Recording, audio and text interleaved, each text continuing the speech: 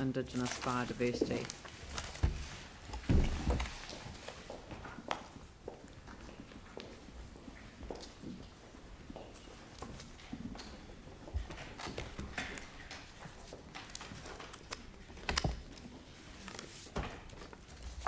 Good morning. Would you like to introduce the Yes. paper? I'll do that. Thank you. So, Craig Davison. Laura Moss. So if we just start with a quick recap of the process in terms of making the submission on the policy statement. So it came out in November last year for consultation. It seeks to put in place a national framework for the management of Indigenous biodiversity. It has three key themes in order to achieve that, being collaboration, maintenance and enhancement. The Council was obligated to reflect the requirements of the policy statement in its district plan. The submission is due from the Council on Saturday, and it's anticipated that it will be gazetted in June this year. So in terms of the report itself, it is quite large, so we are happy just to provide a quick summary of the substantive submission points and then go to questions. So in terms of those three key themes, the submission points on the collaboration and enhancement requirements are supportive and seek minor changes or points of clarity only. The substantive submission points relate to the maintenance requirements. So on that basis, we'll provide a summary on the requirement to identify and assess significant natural areas, which are akin to sites of ecological significance in the district plan at the moment. We'll then cover off the requirements for managing adverse effects on those significant natural areas and the requirements to provide for existing activities. Okay, so I'll start with some of the key submission points regarding identification of significant natural areas in accordance with nationally consistent significance criteria. So broadly speaking, the significance criteria that are proposed in the national policy statement are pretty well aligned with those that we currently use under the Canterbury Regional Policy Statement. There are some differences, but they're not particularly substantial.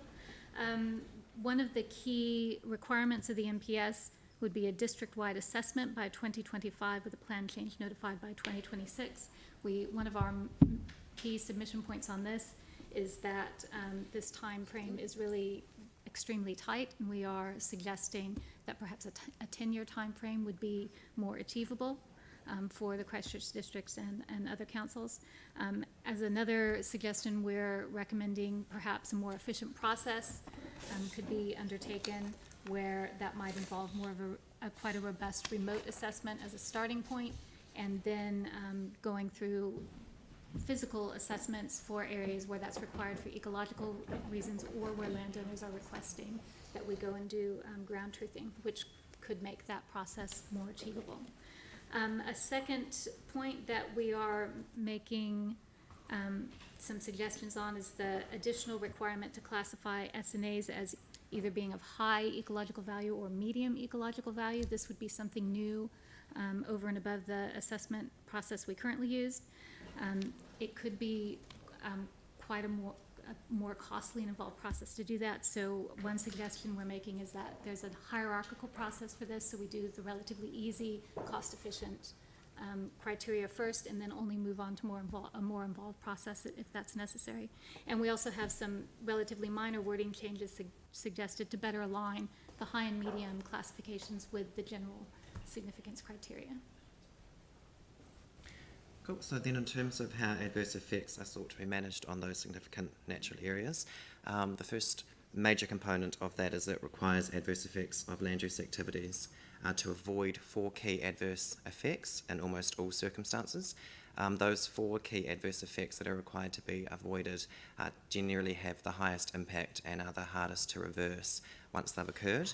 So there are reasonable grounds for their inclusion in the policy statement document. We do have some concerns that, as it applies in almost all circumstances, that it will be practically challenging, particularly when there's an activity that might be of importance to a district that's required to occur. The reason we're submitting on it is because the use of the word avoid in a planning context has been tested right up to the Supreme Court, and it's been ruled that it has its literal meaning of not allowing. So it is to be used with caution.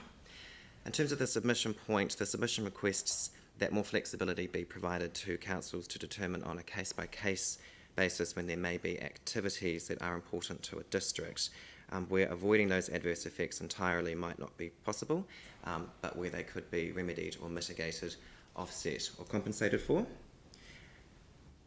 Just to give you some context in the Christchurch district, so the district plan provides for the low scale, low impact clearance of Indigenous vegetation for activities such as maintaining access tracks to electricity infrastructure, wastewater infrastructure, stormwater infrastructure, and for undertaking flood protection works.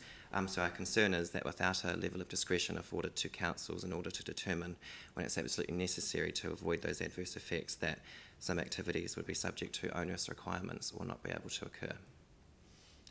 It does provide some exceptions to that requirement to avoid those adverse effects in medium SNAs, but only in limited circumstances. Those circumstances being where nationally significant infrastructure is involved, which we think is reasonable and support, or have recommended that the council supports.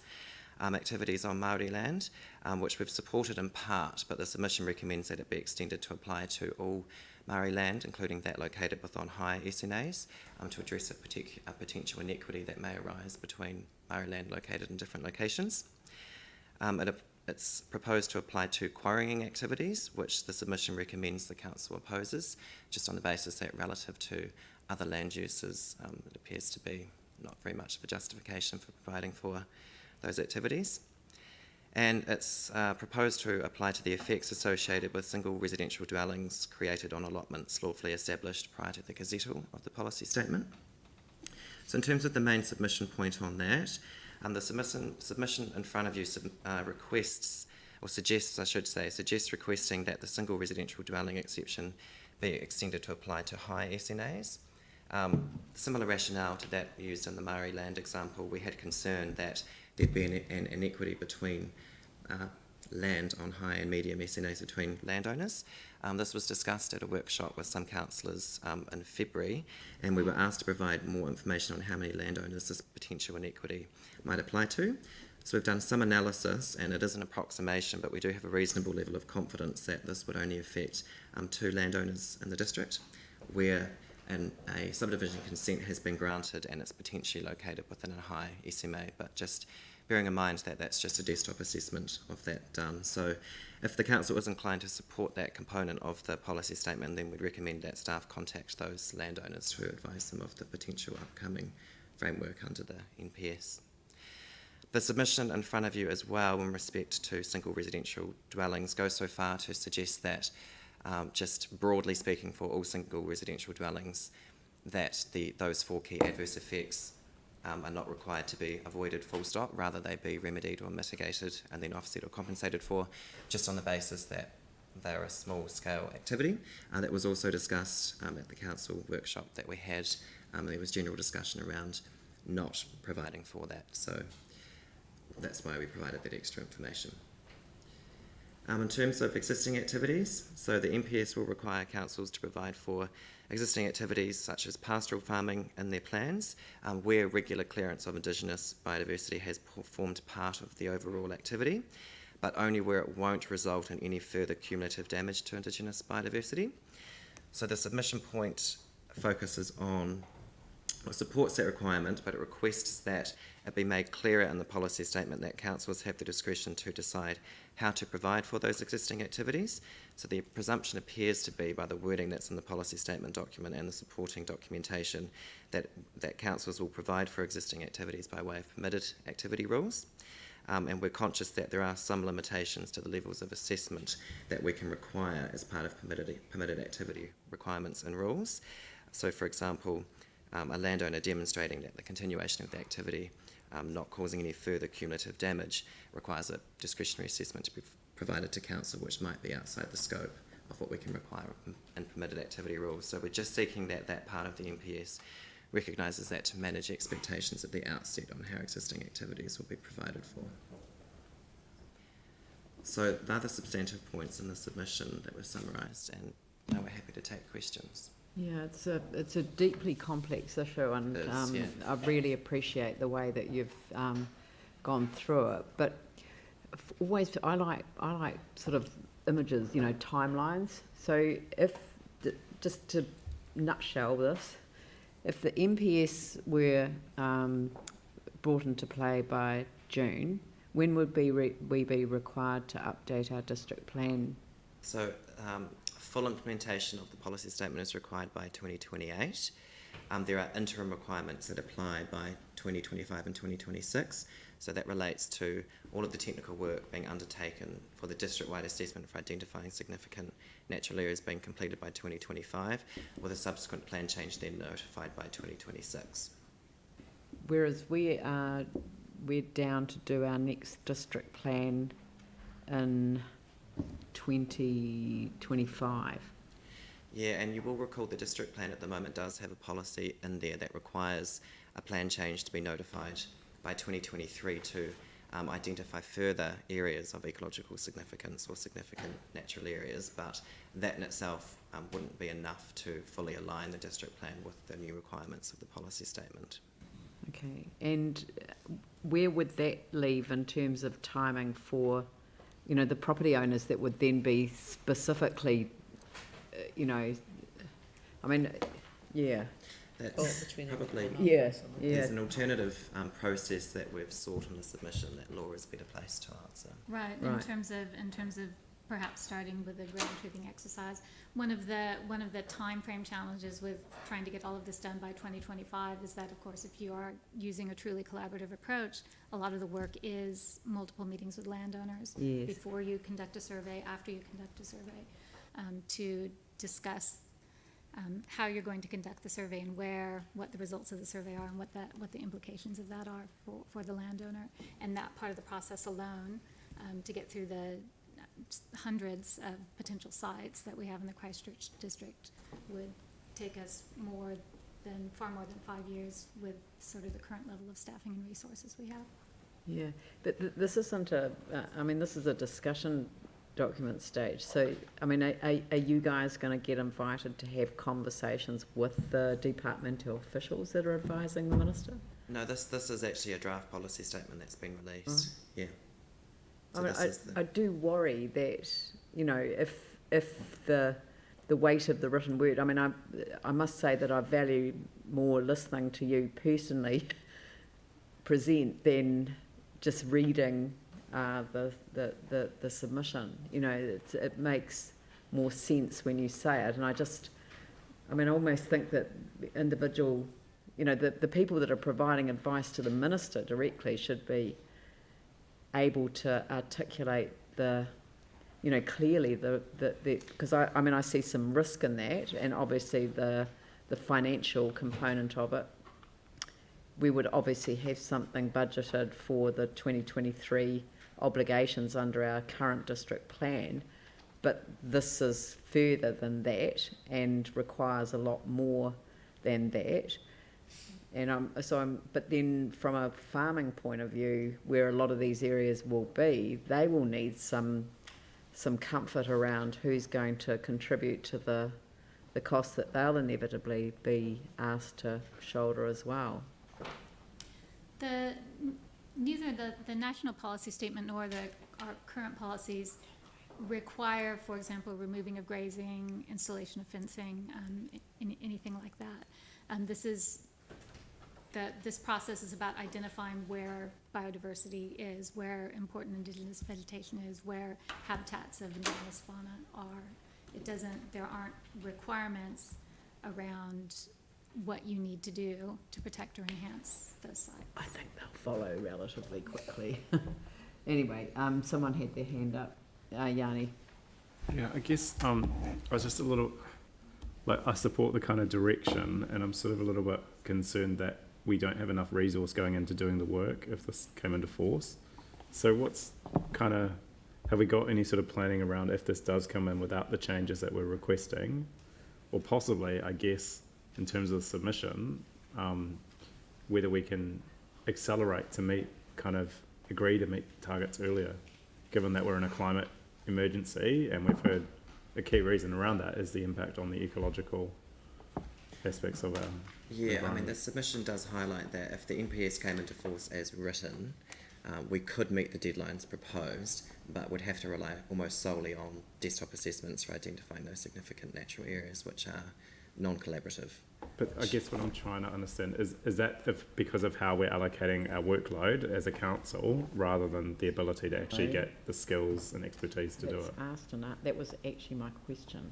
So it's probably a combination of both, because in terms of working with landowners, that's internal staffing. So right now, that's me. Right. In terms of getting the ecological assessments done, that we may not have sort of enough ecologists in Christchurch to cover that much ground in the space of 4 or 5 years. Oh, okay. In terms of the assessment. Thanks. That'll be the case in other parts of the country yes, as it will well. be, yes. Yeah, if we pay them more, And which we'll get means them, that a collaborative solution is actually the best one, and a collaborative one across regions as well. So, I mean, it just makes sense that we work together on this, because, I mean, depending on what comes through, we do have to kind of hope for the best. I mean, nobody's disagreed with the underlying philosophy of this, so we need, this is work that needs to be done. Yeah, I just had a second question, which is around the managing the adverse effects.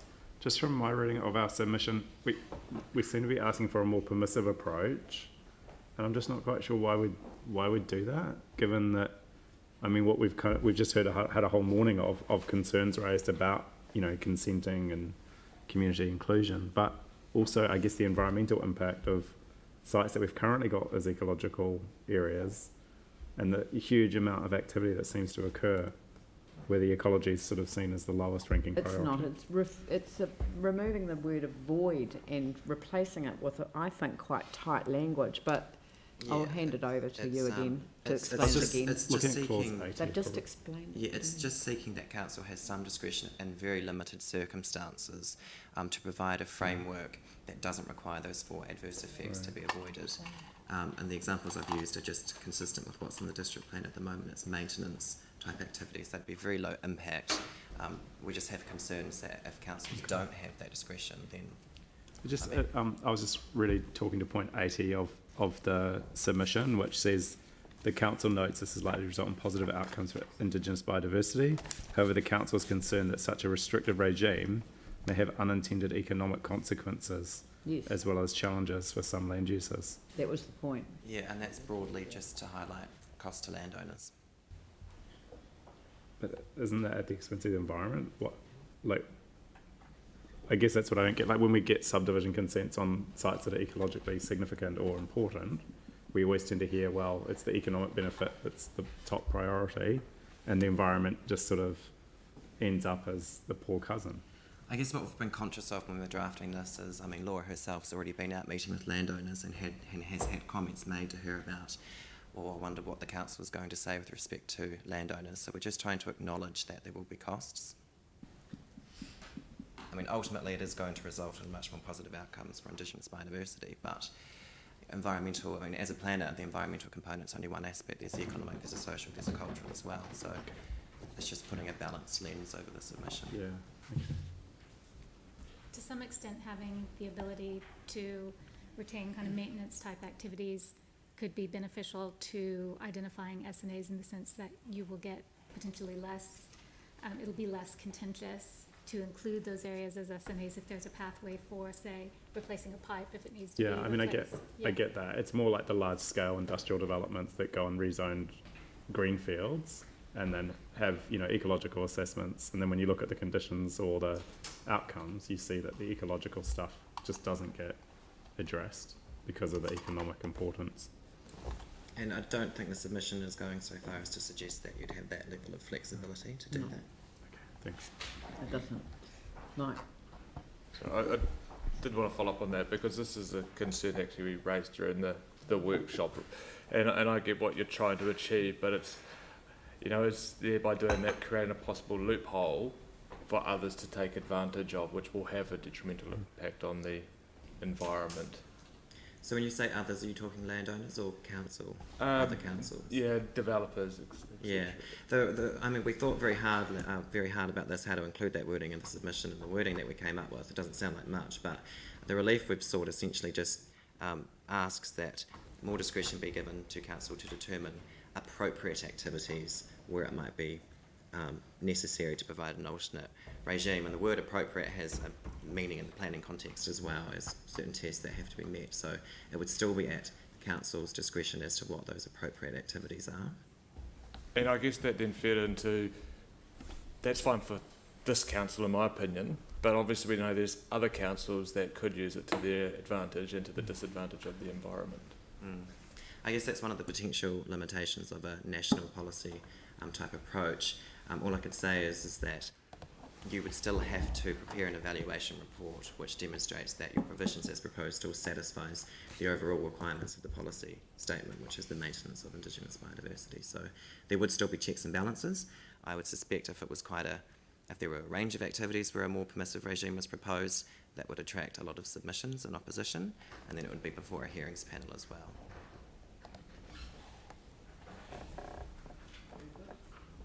Would someone like to move that? Melanie, seconded Sarah. Any debate? I'll put the motion. All those in favour say aye. Those opposed say no. That's carried. Thank you very, very much. Thank you for all your hard work.